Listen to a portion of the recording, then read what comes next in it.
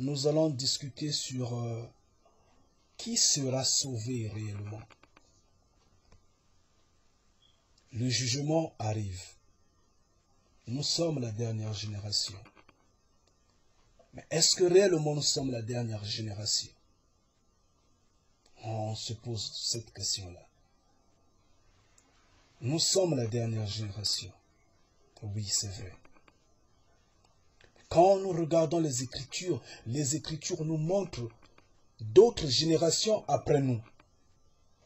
Il y aura d'autres générations après nous. Ces générations vont sortir de ceux qui vont être terrés sous sol après le feu qui arrive là, après la bataille qui arrive là, la bataille finale qui arrive, la bataille qui va marquer notre génération, la bataille qui va faire de telle sorte que Yeshua apparaisse, que Yah apparaisse, que les Elohim apparaissent, que les prophètes viennent. Cette bataille-là, qui est presque imminente, les gens vont se terrer, les gens vont se cacher dans des bunkers, vont se cacher sous les montagnes, sous terre.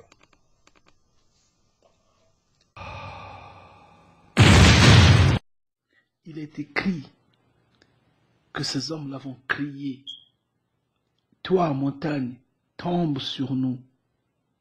Montagne, couvre-nous. » Ces hommes-là vont se terrer sous la terre, sous les montagnes.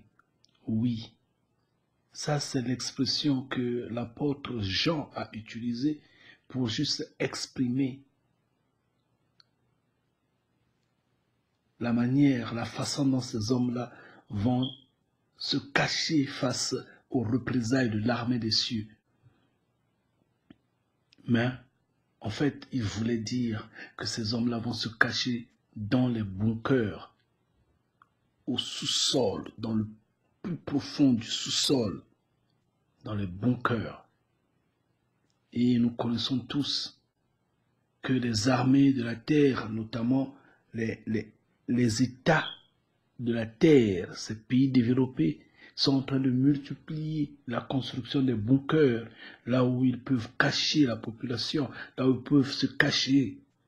C'est de ça que l'apôtre Jean parlait.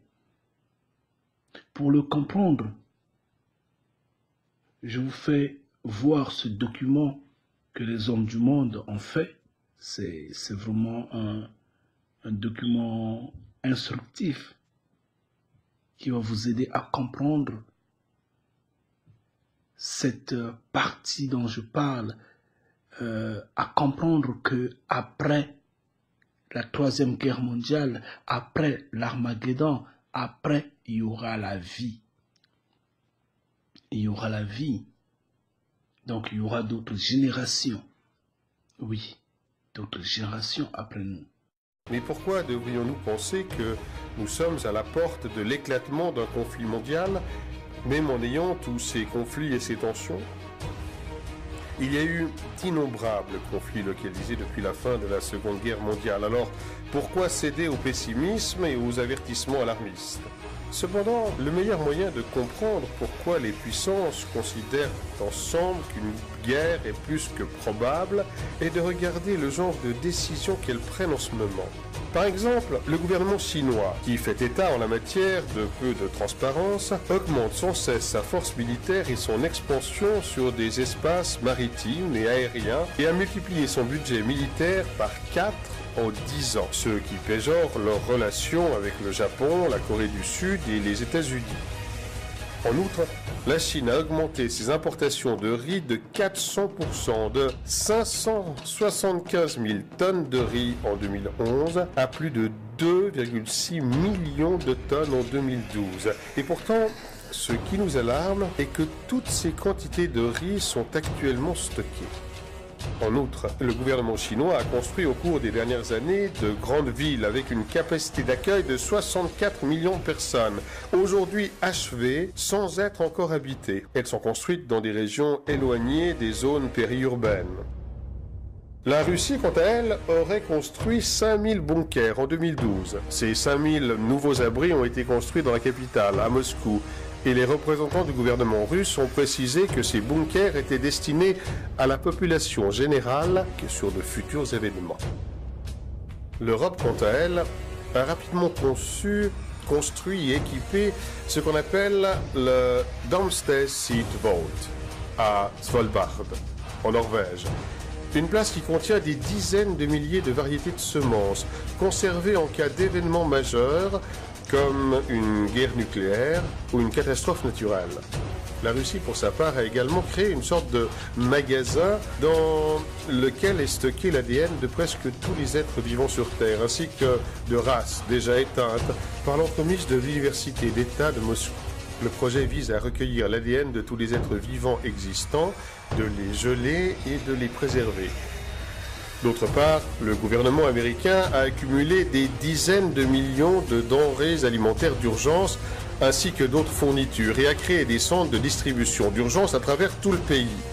Le gouvernement a également acheté près de 2 millions de pièces de munitions au cours des dernières années. Le Pentagone a développé et entraîné des simulations d'effondrement économique à grande échelle avec troubles civils.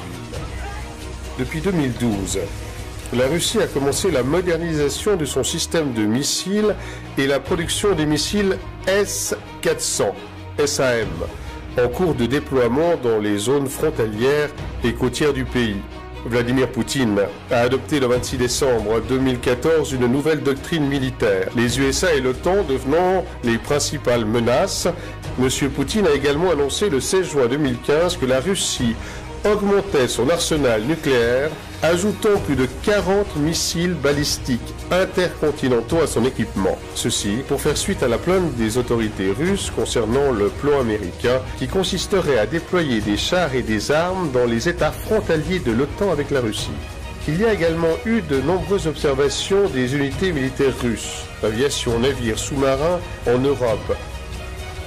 Voici quelques exemples de la façon dont les puissances se préparent à un conflit imminent afin de protéger leurs intérêts. Et donc, ces hommes qui vont se cacher dans les bunkers vont survivre. Ils vont survivre, c'est la vérité. Cependant, la majorité de la population qui sera abandonnée sur la face de la terre, la majorité sera détruite. Donc les hommes vont mourir. Et un minimum, un petit nombre sera enlevé. Ceux-là qui seront avec Yeshua. Je m'excuse, je disais, un petit nombre sera enlevé, donc sera éternel, il ira dans les cieux pour 1000 ans avec Yeshua. Et pendant les 1000 ans, donc pendant un jour, ceux qui vont rester sur terre, qui seront sous terre, vont sortir de la terre. Donc après que cette bataille soit passée, ils vont sortir des bunkers. Et ils vont continuer à régner sur terre. Certes, la vie sera difficile pour eux. Les premières 50 années, ou peut-être le premier siècle, la vie sera difficile pour eux. Mais après, la vie va reprendre la même vitesse d'aujourd'hui. Ils auront les facilités que nous avons aujourd'hui. Ils auront des voitures, ils auront des avions, ils vont ramener encore la technologie à pointe. Oui, c'est vrai. Ils vont vivre. Étant donné que Yah est amour, il va leur donner une chance, une deuxième chance, une dernière chance de survie pendant les 1000 ans. Donc, il va envoyer les prophètes pour les évangéliser, comme on a toujours fait, puisque la Bible, qu'on le veut ou pas, va exister. Parce qu'il est dit, le ciel pourra passer. En fait, pourtant dire le monde va passer, mais les paroles de Yah, la Bible va subsister, va rester. Donc, on va les envoyer des prophètes et les prophètes viendront pour leur enseigner une fois de plus, leur parler de la repentance. Et s'ils se rachètent, c'est bien. S'ils ne se rachètent pas, c'est bien aussi. Nous sommes en train de parler de qui sera sauvé. Est-ce que ce ne sont que les bénis de Yah qui seront sauvés ou tout le monde sera sauvé? Oui, tout le monde passera sous le jugement et peut être sauvé selon les actes posés, selon sa croyance. Les bénis de Yah sont en quelque sorte prioritaires, ont la grâce d'être élus d'office. Mais cela ne sous-entend pas que le chrétien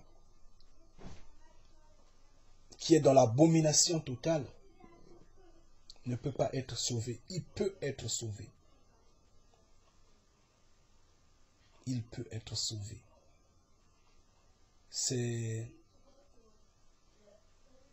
Tout revient à Yah. La décision revient à Yah. C'est pourquoi c'est un jugement. Parce qu'il y aura une balance. Si les fautes sont plus que lourdes, si la foi est plus que légère, bien mais vous passez à la destruction. Mais si vous avez une foi qui est importante, une foi qui pèse aux yeux de Yah, bien que vous aviez été dans l'abomination, Yah essaie de vous regarder et maintenant prend le côté des actes, les actes posés. Il voit les actes posés et il dit, selon les actes posés, la personne a été bonne. Bon, maintenant qu'est-ce que je vais faire? La décision lui revient. Ce n'est pas à moi de le dire. Lui-même sait. Paul l'a expliqué. Cependant, Paul dit ceci dans 1 Corinthiens chapitre 3. Pour moi, frère, je veux lire au nom de Yah. Pour moi, frère, ce n'est pas comme à des hommes spirituels que j'ai pu vous parler, mais comme à des hommes charnels, comme à des enfants en Yahshua. Je vous ai donné du lait, non de la nourriture solide, car vous ne pouviez pas la supporter. Et vous ne le pouvez pas même à présent, parce que vous êtes encore charnel. En effet, puisqu'il y a parmi vous de la jalousie et des disputes, n'êtes-vous pas charnel? Et ne marchez-vous pas selon l'homme? Quand l'un dit, moi, je suis de Paul, et un autre, moi, d'Apollos, n'êtes-vous pas des hommes? Qu'est-ce donc Apollos? Qu'est-ce que Paul? Des simples serviteurs, par le moyen desquels vous aviez cru, selon que le Seigneur l'a donné à chacun. J'ai planté, Apollos a arrosé, mais Yah a fait croître. Au verset 7, il dit, en sorte que ce n'est pas celui qui plante qui est quelque chose, ni celui qui arrose, mais plutôt Yah qui fait croître. Celui qui plante et celui qui arrose sont égaux, et chacun recevra sa propre récompense selon son propre travail. Car nous sommes ouvriers avec Yah, vous êtes le champ de Yah, vous êtes l'édifice de Yah, Selon la grâce de Yah qui m'a été donnée, j'ai posé le fondement comme un sage architecte. Et un autre bâtit dessus. Mais que chacun prenne garde à la manière dont il bâtit dessus, bien sûr. Car personne ne peut poser un autre fondement que celui qui a été posé, à savoir Yeshua. Or, si quelqu'un bâtit sur ce fondement avec de l'or, de l'argent, des pierres précieuses, du bois, du foin, du chaume, l'œuvre de chacun sera manifestée. Car le jour la fera connaître, parce qu'elle se révélera dans le feu, et le feu éprouvera ce qu'est l'œuvre de chacun. Si l'œuvre bâtie par quelqu'un sur le fondement subsiste, il recevra une récompense. Si l'œuvre de quelqu'un est consumée, il perdra sa récompense. Pour lui, il sera sauvé, mais comme au travers du feu. Ne savez-vous pas que vous êtes le temple de Yah et que l'Esprit de Yah habite en vous? Si quelqu'un détruit le temple de Yah, Yah le détruira. Car le temple de Yah est saint, et c'est ce que vous êtes. Vous êtes saints, chers frères et sœurs. Cependant, chers frères et sœurs, Paul a donné du lait aux hommes de son époque. Il ne les a pas donné de la nourriture solide. Et c'est ce lait que, malheureusement, les chrétiens, les religieux continuent de boire jusqu'aujourd'hui. Malheureusement. Mais moi, je ne vous donne pas du lait. Moi, je vous donne de la nourriture solide. Moi, je vous donne la pierre. Je vous apporte la pierre et je vous donne un marteau. Cassez la pierre. Oui. Vous n'êtes plus des enfants. Les époques ont changé, le monde a évolué. Et vous devrez comprendre le message caché, le message simple qui est dans la Bible. Le message de Yah. Vous devrez le comprendre. C'est pourquoi je vous apporte la pierre. C'est pourquoi je vous apporte le marteau. Cassez la pierre. Mais ce n'est pas ce qui nous retient à l'instant T. Ce qui nous retient ici à l'instant T, c'est le fait que le travail de chacun passe sous le feu. Il y a un fondement. Le fondement, c'est Yeshua. Paul parle de Yeshua parce que Paul est apôtre de Yeshua. Et donc, il ne peut que parler de Yeshua. Ézéchiel, par exemple, ne parlait pas de Yeshua. Ézéchiel parlait de Moïse. Parce que ça, c'était des fondements à cette époque-là. Maintenant, nous sommes convaincus que tout ça a été multiplié dont la base n'est que Yeshua. Paul parle de Yeshua. D'accord. Et moi, aujourd'hui, je parle de même de Yeshua, mais je parle plus de Yah pour vous montrer que tout vient du Père. La preuve, Yeshua lui-même disait, demandez au Père, faites la volonté du Père. Yeshua disait, tout ce que je suis en train de faire, c'est pas moi, mais c'est le Père qui est en train de le faire. Yeshua n'est que le Fils. Donc, Paul a eu à faire plus la gloire de Yeshua parce que il n'avait pas d'autre guide que Yeshua. Mais moi, je sais que le guide, c'est Yah. Oui, je sais que le guide, c'est Yah. Et Yeshua en est bien sûr le maître. Je ne nie pas cela. Mais c'est la volonté de Yah qu'on doit faire. Et même si vous lisez bien, lisez attentivement les épîtres de ces apôtres-là, lisez attentivement leurs écrits, vous allez vous en rendre compte qu'ils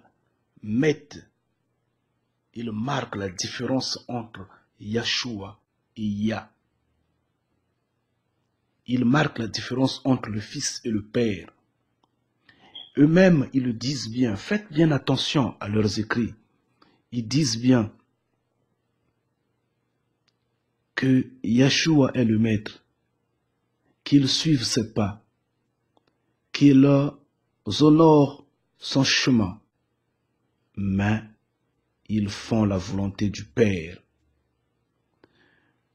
Dans leur prière, par exemple, Paul va dire, tout appartient à Yeshua. Nous appartenons à Yeshua, parce que Yeshua est le Maître. Et Yeshua appartient à Yah. Quand vous lisez leurs épîtres, quand vous lisez leurs textes, voyez bien à l'en-tête. Les apôtres donnaient bien la description en signifiant qui est le Fils, qui est le Père. Yah est au-dessus. On fait la volonté de Yah. C'en est la vérité. Et c'est pourquoi moi je parle beaucoup de Yah. Sinon ça ne m'empêche pas de parler de Yeshua. Je sais que Yeshua est mon futur roi. Je serai sous sa couronne bientôt. Mais je ne fais pas sa volonté à l'instant T. À l'instant T, je fais la volonté de Yah. Ingeta. Yeshua à sa place. Nous attendons qu'il soit intronisé comme roi. Éternellement, nous serons sous son commandement, parce que nous serions dans son royaume. Mais en attendant, il n'a aucune fonction à l'instant T où nous parlons. C'est Yah qui dirige tout. Et ici, Paul dit, le fondement, c'est Yeshua. Vous travaillez sur le fondement, vous plantez, comme aujourd'hui, je suis en train de planter sur ce fondement. Vous, chers frères et sœurs, arrosez. Oui, veillez sur ce que moi j'ai planté, ce que moi j'ai mis sur ce fondement-là. Le fondement qui n'est autre que la vérité. Donc, veillez dessus. Cependant, l'œuvre de nos actes, que vous soyez religieux ou que vous soyez béni de Yah, l'œuvre de ce que vous posez sur le fondement sera mise au feu.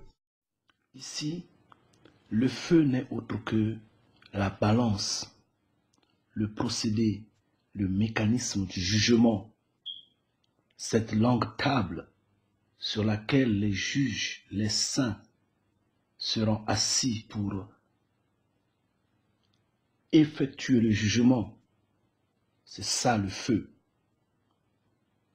Et les bénis de Yah ont l'avantage d'être élus d'office. Je dis bien l'avantage. Il n'est pas dit être béni de Yah, c'est être sauvé d'un coup. Non. Mais ils ont l'avantage. L'avantage dans quel sens? En ce temps de dernier jour, en ce temps du message nouveau, en ce temps difficile. Maintenant que la confusion est totale, maintenant que tout le monde panique, que chacun court derrière le matériel, que chacun est borné derrière la technologie.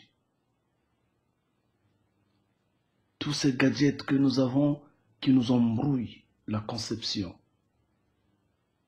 un homme avec tous ses sens accepter que Yah, le Créateur vivant, est un homme, c'est pas donné à n'importe qui. Accepter que le peuple hébreu est entièrement noir, c'est pas donné à n'importe qui.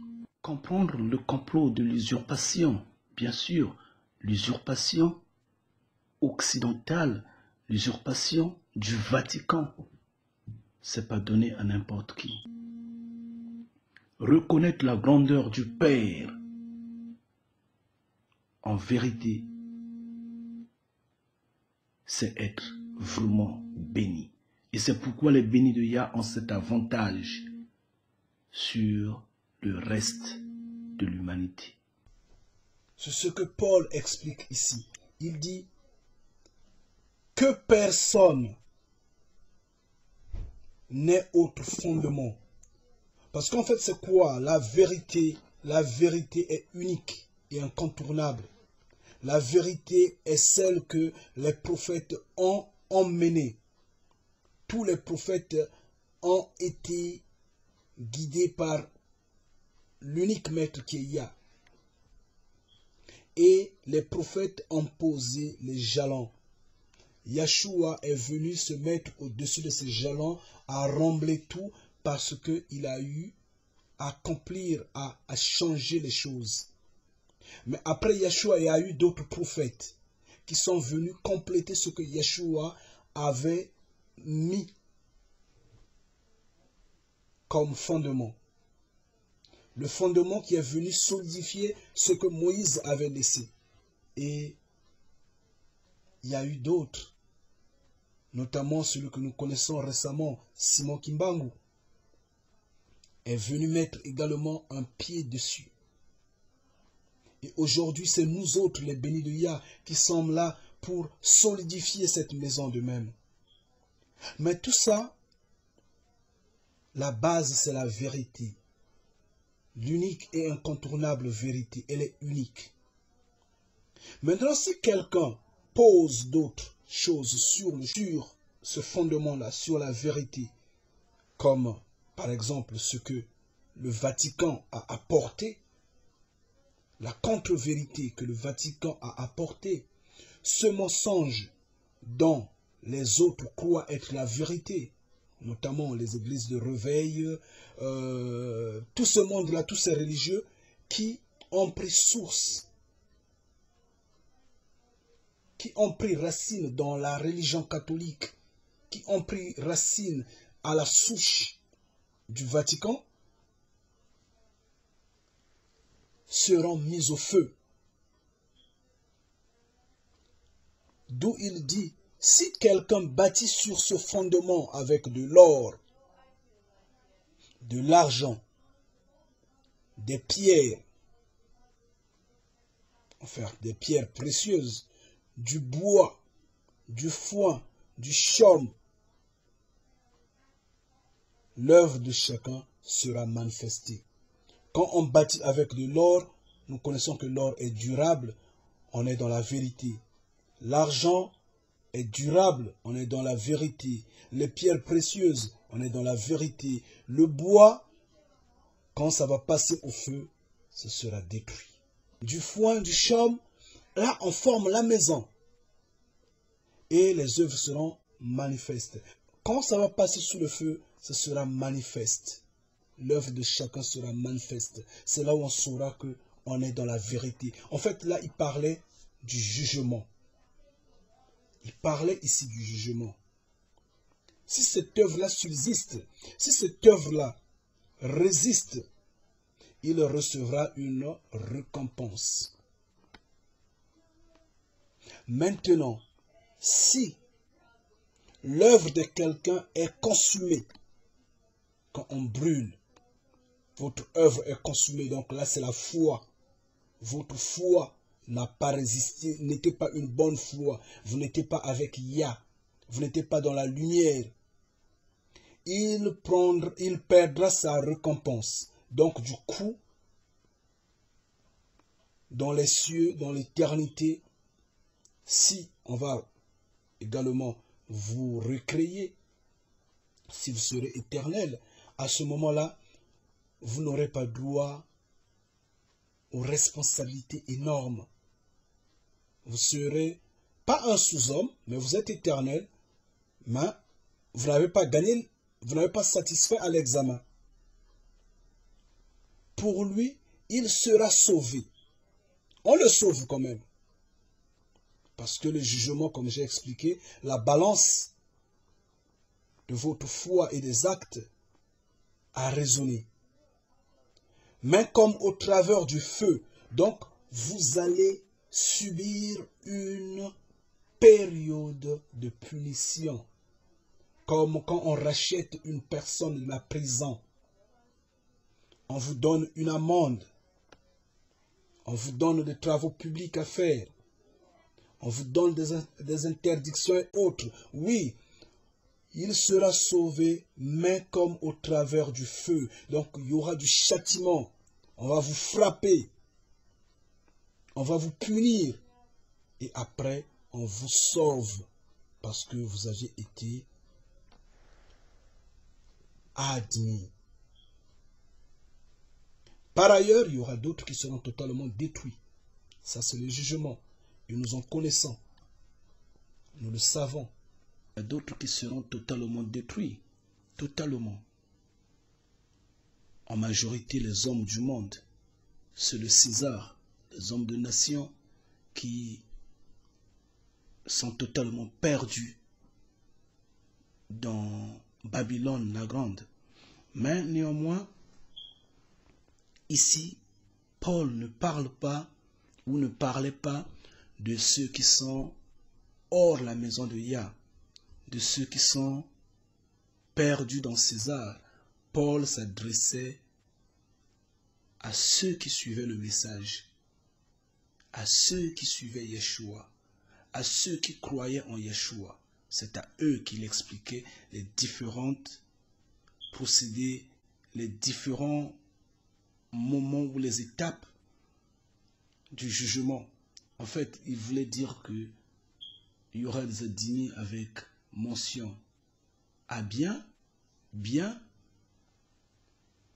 excellent,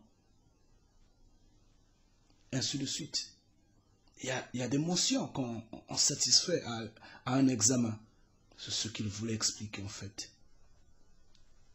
Parce que ce que Yah a interdit, ne faites pas.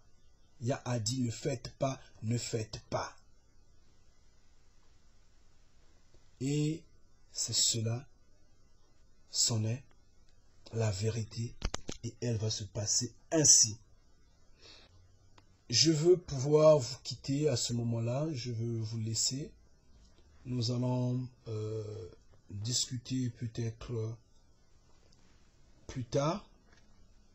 Que Yah vous protège, que Yah vous guide, que Yah vous donne ce dont vous avez besoin. Que Yah vous ouvre la connaissance, que Yah fasse de telle sorte que vous puissiez comprendre les choses des cieux, afin d'affermir votre foi. Soyez bénis, soyez élevés. Une fois de plus, Ingita. Ingita.